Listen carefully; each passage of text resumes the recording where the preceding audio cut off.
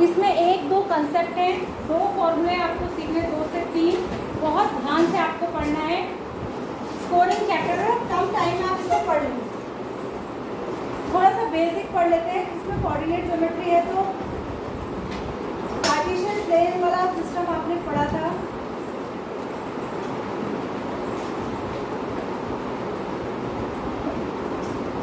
इसमें से कुछ हट भी गया, 7.3 हट गई है आपको, जो 7.3 है देखिए नहीं है ना, 7.3 हट गई। चलो यहाँ देखो, इसको थोड़ा बोर्ड पे पढ़ाती हूँ मैं, चलो यहीं पे पढ़ाती हूँ, बोर्ड पे पढ़ाती हूँ।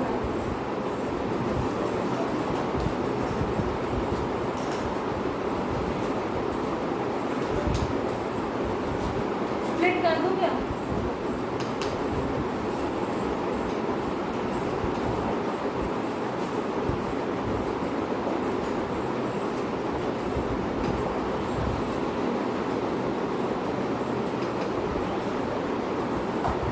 ध्यान से देखो,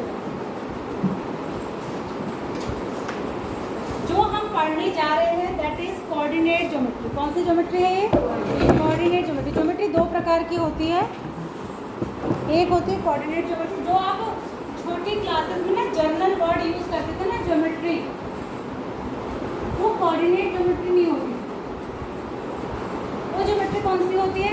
जिसमें आप ड्रॉ करते हैं, जैसे आपको दिया draw circle of this radius, ठीक है, यहाँ ड्रॉ लाइन एंड बाइसेक्टेड, एक लाइन ड्रॉ करो, उसका आधा करो, या उसको कहते हैं एक्चुअली इसका नाम होता है प्रैक्टिकल ज्योमेट्री। कौन सी ज्योमेट्री होती है? वो प्रैक्टिकल ज्योमेट्री होती है। जिसमें आपसे कहा कि 45 डिग्री का एंगल ड्रॉ कर दो या 80 डिग्री का एंगल ड्रॉ कर दो, ये प्रैक्टिकल ज्योमेट्री है। एक होता है कोऑर्डिनेट ज्योमेट्री, जिसमें आप ये पढ़ते हो कि किसी पॉइंट की क्या पोजिशन होगी कार्टेशियन प्लेन में, ठीक है। और यहाँ पर आप जो पढ़ रहे हो क्लास 10 में, वो 2D पढ़ रहे हो। क्या पढ़ रहे हो? 2D, 2 डायमेंशनल पढ़ रहे हो, जिसमें कि 2 आपके एक्सेस ड्रॉ करी जाएंगी, एक्स एक्सिस और वाई एक्सिस, ठीक है। और उसमें कोई पॉइंट, उस प्लेन पे कहीं कोई पॉइंट दिया जाएगा और उस पॉइंट से ही रिगार्डिंग आपसे क्वेश्चन पूछे जाएंगे, ठीक है। तो ये हुई कोऑर्डिनेट ज्योमेट्री। इसमें यहाँ ध्यान दीजिए, इसमें आपको 3 फॉर्मूले पढ़ने, 3 है तो कहीं 2 ही। पहले आप इसका बेसिक समझ लीजिए, कोऑर्डिनेट ज्योमेट्री। इसमें आपको, मैं बीच में थी नहीं 1-1.5 साल, तो कुछ इसमें से कट गया है, मैं भी देखूंगी। एक तो आपको पढ़ना है डिस्टेंस फॉर्मूला। कौन सा फॉर्मूला पढ़ना है? Distance formula. और एक आपको पढ़ना है सेक्शन फॉर्मूला। कौन सा फॉर्मूला पढ़ना है? सेक्शन फॉर्मूला पढ़ना है। ये आपको पहले बेसिक पता होना चाहिए कि हमें चैप्टर में पढ़ना है, ठीक है। Distance formula distance find out करने के लिए होता है, इसके लिए होता है डिस्टेंस। और सेक्शन फॉर्मूला होता है कि अगर किसी चीज़ को हम सेक्शन में डिवाइड कर रहे हैं अलग अलग पार्ट में, तो उसके लिए होता है, ठीक है। 2 फॉर्मूले आपको पढ़ना है। एक एक्सरसाइज शायद पहले वाले फॉर्मूले पर बेस्ड है और दूसरी एक्सरसाइज दूसरे फॉर्मूले पे बेस्ड है। तो डिस्टेंस फॉर्मूला क्या होता है? देखो, 2 पॉइंट के बीच में, कार्टेशियन प्लेन में 2 पॉइंट के बीच में अगर मुझे डिस्टेंस निकालनी है, यानी दूरी निकालनी है, तो मैं डिस्टेंस फॉर्मूला का इस्तेमाल करूँगी। अब कैसे? मान लिया ये एक कार्टेशियन प्लेन है, ठीक है, ये एक्स एक्सिस है और ये वाई एक्सिस है, ये ओरिजिन है, ठीक है। मैंने एक पॉइंट यहाँ पर लिखा ए और एक पॉइंट लिखा बी इस कार्टेशियन प्लेन के अंदर। तो ए और बी के कुछ ना कुछ कोऑर्डिनेट होंगे कि नहीं होंगे? भाई ए के कुछ कोऑर्डिनेट होंगे, नहीं होंगे? ये कलर तो नहीं चेंज होगा। ए के कुछ कोऑर्डिनेट होंगे और बी के भी कुछ क्या होंगे? कोऑर्डिनेट होंगे। इसका एक एक्स कोऑर्डिनेट होगा और एक वाई कोऑर्डिनेट होगा, और इसका भी एक एक्स कोऑर्डिनेट और एक वाई कोऑर्डिनेट होगा। मान लिया इसके एक्स कोऑर्डिनेट को मैं x1 कह रही हूँ और y को y1 और इसको कह रही हूँ x2 y2, ठीक है। ये कौन सी वैल्यू? अच्छा, ठीक है। अब यहाँ से यहाँ तक कुछ ना कुछ डिस्टेंस होगी ना, ये भाई ए और बी के बीच की कुछ दूरी होगी कि नहीं होगी? अब मुझसे कहा जाए कि ए और बी के बीच की डिस्टेंस निकालिए, और मुझे कुछ नहीं दिया है, सिर्फ मुझे ए के कोऑर्डिनेट दिए हैं और मुझे बी के कोऑर्डिनेट दिए हैं। तो कोऑर्डिनेट जब दिए होते हैं तब 2 पॉइंट की डिस्टेंस कैसे निकालते हैं, उसी को कहते हैं डिस्टेंस फॉर्मूला। बहुत आसान है, बहुत आसान, ठीक है। क्या होता है इसका फॉर्मूला? होता है A B equal to, A B माने distance, A B equal to √x2 -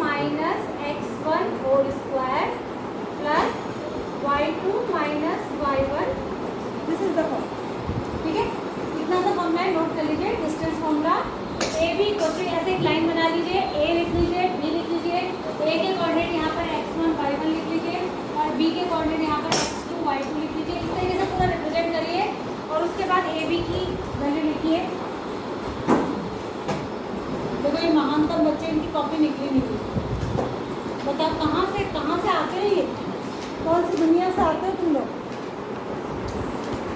बैठे हुए हैं कथा सुनने के लिए सत्यनारायण भगवान की, आज उसके दिन, जन्माष्टमी के दिन। अरे भैया, मैं कुछ लिखने को कहूँ या ना कहूँ, तुम्हारी टेबल पे बुक, कॉपी, लिखने के लिए पेन, ये पहले से होना चाहिए। मेरे कहने का इंतज़ार करते हो कि मैम लिखने के लिए कहेंगी तो ही हम निकाल के बैठेंगे।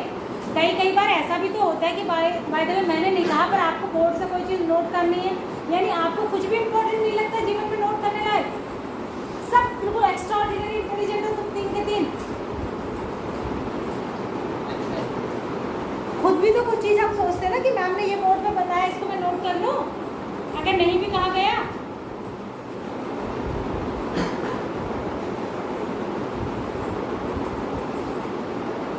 दिखेगा अभी, देखिए फैब या मार्च में कि कितने इंटेलिजेंट बच्चे इस क्लास के हैं। एक से एक खाना खराब है इस क्लास में, मेरे से पूछो। फिर मुझे क्या देख रहे हैं, कभी इधर से कभी उधर से, और हंसी भी आ रही इसको अभी तारीफ सुन के। अपनी तारीफ नहीं कर रही मैं, तारीफ और बेइज्जती में फ़र्क करना सीखो।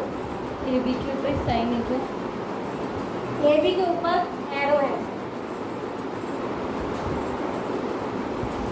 ये लाइन को रिप्रेजेंट करता है। वैसे तो ऐसे होना चाहिए,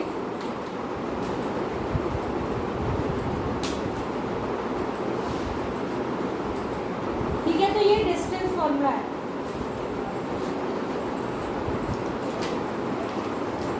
देखो डिस्टेंस फॉर्मूले में ए बी लिखें या बी ए लिखें, उससे फर्क पड़ता है, ध्यान देना मेरी बात। अगर मैं ए बी निकालूंगी तो मैं x1 में से x2 माइनस करके फिर स्क्वायर करूँगी, लेकिन अगर मैं बी ए निकालूंगी तो मैं उसमें से ये माइनस करके फिर निकालूंगी, ठीक है। ध्यान से सुनिए, ए बी अगर निकालूंगी तो बाद वाले में से पहला माइनस करूँगी, और बी ए अगर निकालूंगी तो पहले वाले में से बाद वाला माइनस। हालांकि एक पॉजिटिव आएगा और एक नेगेटिव आएगा, पर स्क्वायर करने पे वही हो जाएगा। वैल्यू में अंतर नहीं पड़ता है, लेकिन निकालने के तरीके में अंतर पड़ता है, ठीक है। अगर मैं ए बी लिखूंगी ना, ध्यान से सुनिए, अगर मैं ए बी निकालूंगी तो मैंने लिखा ही हुआ है कि x2 माइनस x1 का होल स्क्वायर, लेकिन अगर मैं बी ए निकालूंगी तो मैं इसी फॉर्मूले को लिखूंगी x1 माइनस x2 का होल स्क्वायर और प्लस y1 माइनस y2 का होल स्क्वायर। इससे वैल्यू में फर्क नहीं पड़ेगा। क्यों नहीं पड़ेगा? क्योंकि बाहर से इसका स्क्वायर हो रहा है, तो स्क्वायर होने से तो नेगेटिव वैल्यू भी पॉजिटिव हो जाती है, ठीक है ना। लेकिन लिखने के ढंग में अंतर पड़ेगा। क्लियर है? तो ये एक ही फॉर्मूला तुम्हारे पास है पहली एक्सरसाइज से रिलेटेड। दोनों फॉर्मूले में एक साथ बता दूँगी तो तुम थोड़ा सा कंफ्यूज हो सकते हो। तो पहले तुम इसी को देखो, ये देखो एक्सरसाइज नंबर 7.1। देखिए 7.1 का पहला क्वेश्चन है, बहुत ही आसान है, बहुत आसान एक्सरसाइज है, बिल्कुल भी डिफिकल्ट नहीं है। ये कह रहे हैं find the distance between the following points pairs of points, ठीक है। इनके बीच में डिस्टेंस निकालो। ये पेयर दिया हुआ है, तो जब पेयर दिया हुआ है तो एक को क्या मान लोगे आप? एक को मान लोगे आप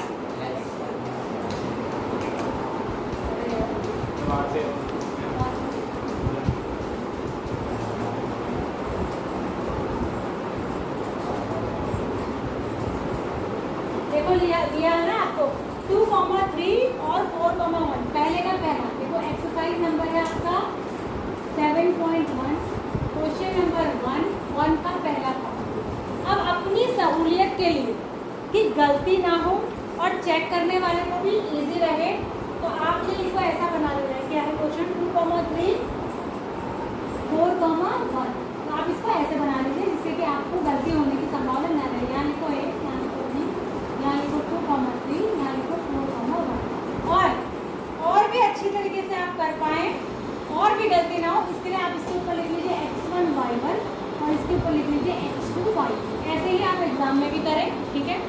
तो क्या हो जाएगा? मैं लिखूंगी A B equal root x2 minus x1 whole square plus y2 minus y1 whole square. x2 कितना है बताइए?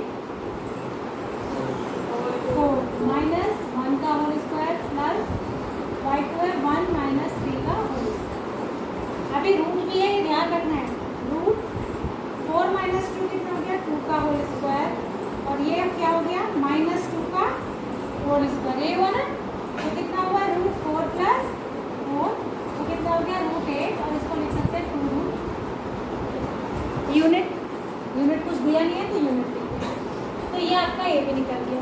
ठीक है, ऐसे इस क्वेश्चन को करना है। मुझे ये बताइए किसी को भी इस पूरे में कोई दिक्कत है इसको समझने में कि हम क्या करें? ऐसा तो नहीं सर के ऊपर से निकल गया, आ गया समझ में?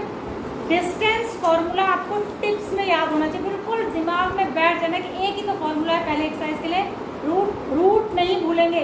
बच्चे पता है क्या करते हैं, एग्जाम में पूरा सॉल्व कराते हैं, ये लगा भूल जाते हैं, खाली लिखाते हैं x2 - x1 होल स्क्वायर और y2 - y1 होल स्क्वायर। एक बार बताओ 2 या √2 एक ही चीज़ होती है क्या?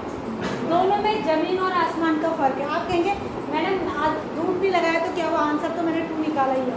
भाई 2 अलग चीज़ है, √2 बिल्कुल अलग चीज़ है।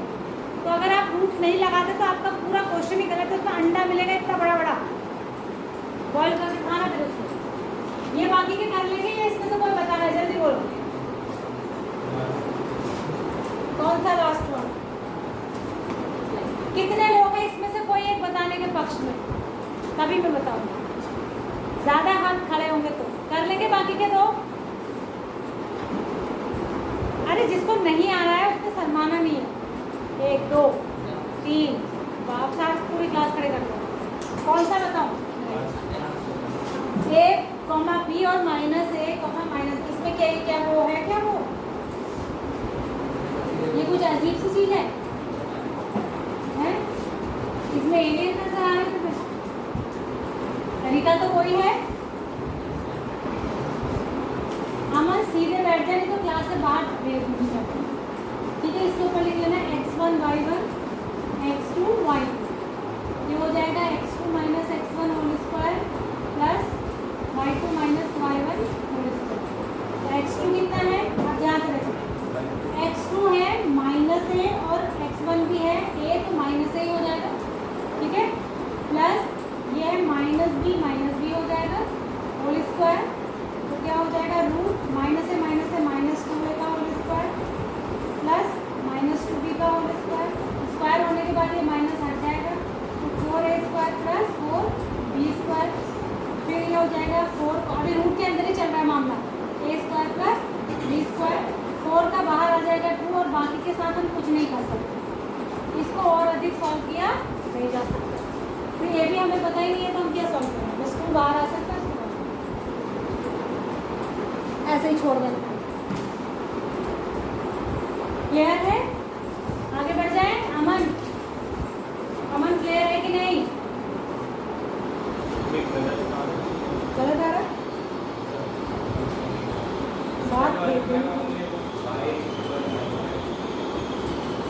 यहाँ देखो, अगला देखो, क्वेश्चन नंबर 2 गलत आ रहा है, तुम बाहर चले जाओगे अभी उड़ते हुए। यहाँ देखो क्वेश्चन नंबर 2, यहाँ से देखा करो, find the distance between this and this. Can you now find the distance between 2 towns A and B discussed in section 7.2। Section 7.2 आप यहाँ सेक्शन दिखाई नहीं दे रहा, आप अपनी बुक में देखिए सेक्शन 7.2 कहीं पहले दिया होगा जहाँ समरी दी, देखो कोई पीछे फिगर बना होगा, सेक्शन 7.2 दिया है, उसमें 2 टाउन्स दिखाए गए हैं, 2 टाउन्स दिखाए गए हैं, 2 टाउन्स के कुछ ना कुछ कोऑर्डिनेट है, या नहीं दिए होंगे तो आप निकाल सकते होंगे, कार्टेशियन प्लेन में दिए होंगे। अब क्या आप डिस्टेंस फॉर्मूला का इस्तेमाल करके इसको निकाल सकते हैं, पूछा है। अरे निकाल लेंगे, ठीक है, कर लेंगे ना इसको। चलिए आगे बढ़ते हैं। और एक इसमें निकालना भी है 0,0। अच्छा एक बात ध्यान रखना, जब एक के कोऑर्डिनेट 0,0 होंगे, कॉमन सेंस है, देखो बच्चे इसमें भी पूरी बुद्धि लगाएंगे। जब एक के कोऑर्डिनेट 0,0 है, माने एक 0,0 है और दूसरा है 36,50, तो भाई पहला आएगा 36 - 0 का होल स्क्वायर और दूसरा आएगा 15 - 0 का होल स्क्वायर, तो कुल मिला के तो यही आएगा। अरे यही आ जाएगा या नहीं आएगा? हैं 36 - 0 का होल स्क्वायर माने 36 का स्क्वायर और 15 - 0 का होल स्क्वायर यानी कि 15 का स्क्वायर। तो कहने का मतलब है जब 1 0 0 दिया हो तो इतनी लंबी कथा लिखने की जरूरत नहीं है, डायरेक्टली ऐसे निकाल लो। जब एक के कोऑर्डिनेट 0 0 हैं यानी कि ओरिजिन से डिस्टेंस पूछ रहा है, इसका मतलब ये है एक पॉइंट यहाँ पे है और दूसरा कहीं है जिसके कोऑर्डिनेट ये है, तो इन दोनों के बीच के डिस्टेंस पूछ रहा है। ठीक है? अरे हाँ ना बोलिए, मुंह में दर्द हो रहा है क्या? अब यहाँ देखो, find if the point this and this and this are collinear. ये इंपॉर्टेंट क्वेश्चन है एग्जाम के लिए, मोस्ट इंपॉर्टेंट लिखो इसको। क्वेश्चन नंबर 3, क्वेश्चन नंबर 3 को मोस्ट इंपॉर्टेंट लिखिए।